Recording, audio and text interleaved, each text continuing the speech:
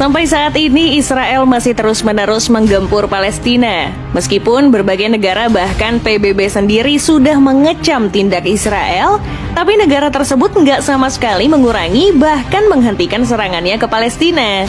Karena tindakannya ini, Iran yang udah sangat geram akhirnya berkoordinasi dengan pasukan pembela Palestina untuk bekerja sama mengerahkan pasukan elit mereka dalam serangan balasan. Nah, gimana ya jadinya jika pasukan elit Indonesia juga dilibatkan dalam serangan balasan itu?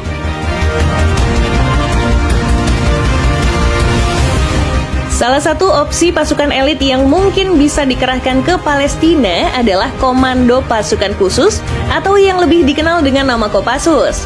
Pasukan Kopassus sendiri sejatinya bagian dari TNI Angkatan Darat yang memiliki kemampuan untuk bergerak cepat di medan pertempuran, menembak dengan tepat, pengintaian, dan juga anti-teror. Gak cuma itu aja, pasukan elit tanah air ini juga bertugas untuk mampu melakukan direct action atau serangan langsung, menghancurkan instalasi vital dan logistik musuh, combat SAR, dan terakhir Advanced Combat Intelligence atau operasi intelijen khusus.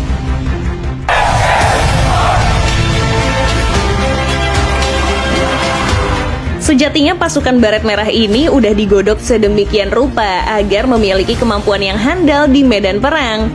Salah satu kemampuan yang wajib dimiliki seorang pasukan Kopassus adalah bela diri. Soalnya pasukan ini diakui memiliki kemampuan bela diri yang sangat-sangat hebat. Itu karena para pasukan Kopassus terus-menerus diasah dengan latihan yang berat.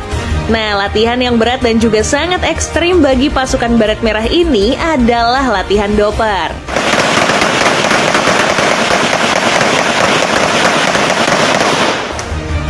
Latihan ini sangat-sangat ekstrim, bahkan menarik banyak perhatian dari medan asing saking mengerikannya.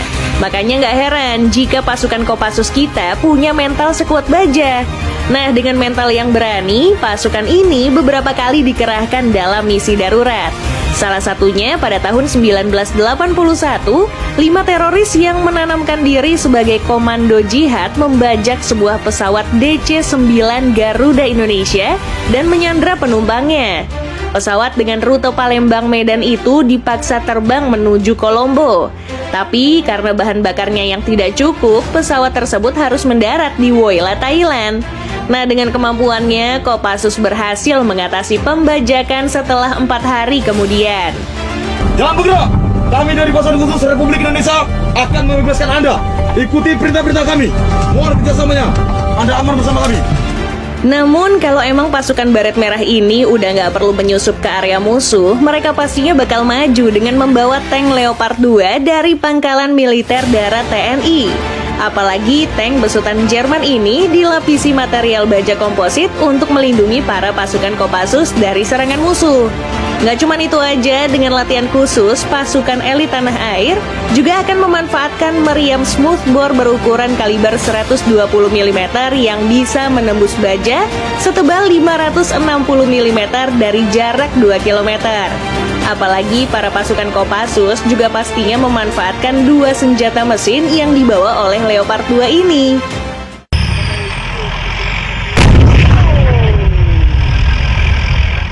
Sementara di matra lautnya, Indonesia pun punya pasukan elit khusus bernama Detasemen Jala Mangkara atau lebih dikenal dengan nama Denjaka. Pasukan Denjaka sendiri dibentuk untuk membina kemampuan anti-teror dan anti-sabotase di laut dan daerah pantai, serta kemampuan klandestin aspek laut lainnya.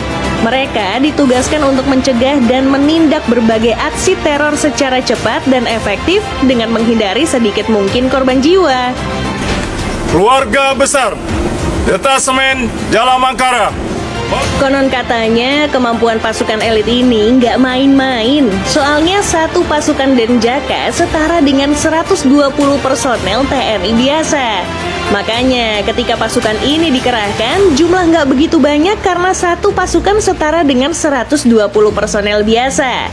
Itu karena pasukan ini diseleksi secara ketat dan digembleng dalam pelatihan yang sangat-sangat berat. Disebutkan kalau pasukan Denjaka sejatinya berasal dari pasukan Kopaska dan juga Yontaifib yang sudah diseleksi. Jadinya nggak sembarangan yang bisa menjadi pasukan Denjaka.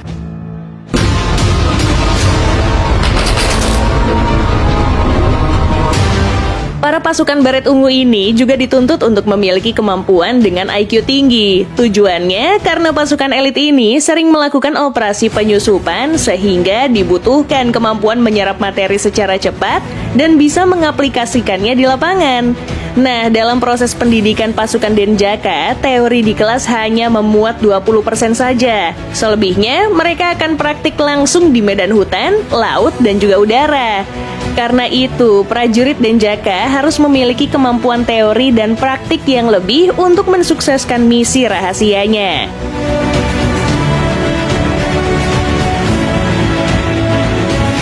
Nah, selanjutnya para pasukan Denjaka juga sudah pasti mendapatkan latihan terjun payung di malam hari.